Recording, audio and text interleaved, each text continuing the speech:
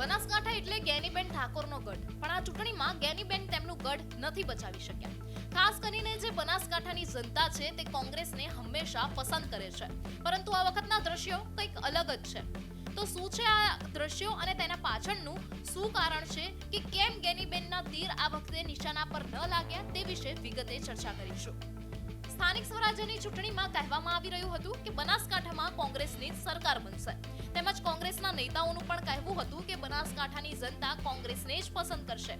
એ પછી જ્ઞાનીબેન ઠાકોર હોય, ગુલાબસિંહ રાજપૂત હોય, ઠાકરસિંહ રબારી હોય કે પછી વડગામના જિગ્નેશ મેવાણી હોય, પરંતુ આ વખતના દ્રશ્યો અલગ સર્જાયા છે। બનાસકાંઠાની જનતાએ કોંગ્રેસને નકારી કાઢી છે, જે કોંગ્રેસ માટે મોટો ઝટકો કહેવાય, કારણ કે જે લોકો વિચારીને બેઠા હતા કે બનાસકાંઠામાં બીજી કોઈ પાર્ટી નહીં, કોંગ્રેસ જ આવશે, તે બાબતે બનાસકાંઠાની જનતાએ આ વખતની સ્થાનિક સ્વરાજ્યની ચૂંટણીમાં કોંગ્રેસને આકરો જવાબ આપ્યો છે અને આ જવાબમાં કોંગ્રેસને હાર મળી છે।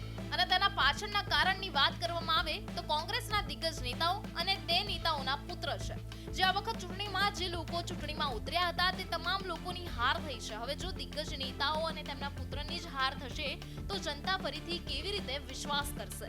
જે લોકોની હાર થઈ છે તે વિશે વાત કરવામાં આવે તો કોંગ્રેસના જે પૂર્વ જિલ્લા પંચાયત બે પ્રમુખ હતા તેમની હાર થઈ છે અને એક ધારાસભ્યના પુત્રની હાર થઈ છે।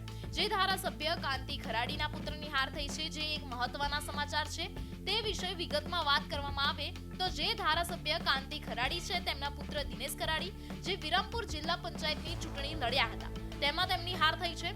દાંતીવાડા મોટી ભાખર જિલ્લા પંચાયતની સીટ પરથી હાર થઈ છે। બનાસકાંઠા જિલ્લા પંચાયત કોંગ્રેસના પૂર્વ પ્રમુખ પીનાબેન ગાડિયા, જેને જ્ઞાનીબેન ઠાકોરના નજીકના કહેવામાં આવે, તેમની પણ હાર થઈ છે। ડીસાની મુઢડા બેઠક પરથી કોંગ્રેસના રાજુભાઈ જોશી, જે રાજુભાઈ જોશી બનાસકાંઠા જિલ્લા પંચાયતના પૂર્વ પ્રમુખ પણ રહી ચૂક્યા છે, તેમની પણ હાર થઈ છે। જે બાબતે હવે મહત્વની વાત કરવામાં આવે તો કોંગ્રેસના હાથમાંથી હવે બનાસકાંઠા નીકળી રહ્યું હોય તેવું લાગી રહ્યું છે।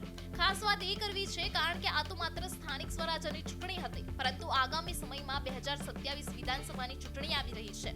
જે અત્યારના દ્રશ્યો દેખાઈ રહ્યા છે તેને જોતા લાગે છે કે આગામી ચૂંટણીમાં કોંગ્રેસ માટે પડકારરૂપ સાબિત થઈ શકે છે। બીજી વાત કરીએ તો કે જ્યારે કોંગ્રેસની બેઠક હોય ત્યારે જે કોંગ્રેસના કાર્યકર્તાઓ અને નેતાઓ છે તે ગેરહાજર રહેતા હતા, જે એક બેદરકારી કહેવાય કોંગ્રેસ માટે। ત્યારે વાત ભાજપની કરીએ તો જે કોંગ્રેસને બનાસકાંઠામાંથી પડકાર મળ્યો તેનું એક કારણ સ્વરૂપજી ઠાકોર છે, કારણ કે સ્વરૂપજી ઠાકોરનું એક ફેક્ટર છે, જે સ્વરૂપજી ઠાકોરને જેમને પહેલીવાર ધારાસભ્ય બનાવવામાં આવ્યા, જેવા ધારાસભ્ય બનાવવામાં આવ્યા તેવા તરત જ ભાજપે સ્વરૂપજી ઠાકોરને મંત્રી પણ બનાવી દીધા। આજે એક ફેક્ટર સ્વરૂપજી ઠાકોરનું સામે આવ્યું, તે પણ કોંગ્રેસને મોટા પાયે નુકસાન પહોંચાડી શકે છે। ત્યારે આગામી ચૂંટણી માટે કોંગ્રેસને પોતાનું સંગઠન મજબૂત બનાવવું પડશે।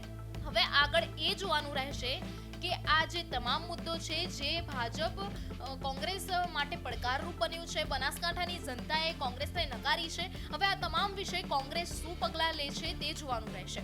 આ વિશે તમારું શું કહેવું છે તે અમને કમેન્ટ કરીને જરૂરથી જણાવજો।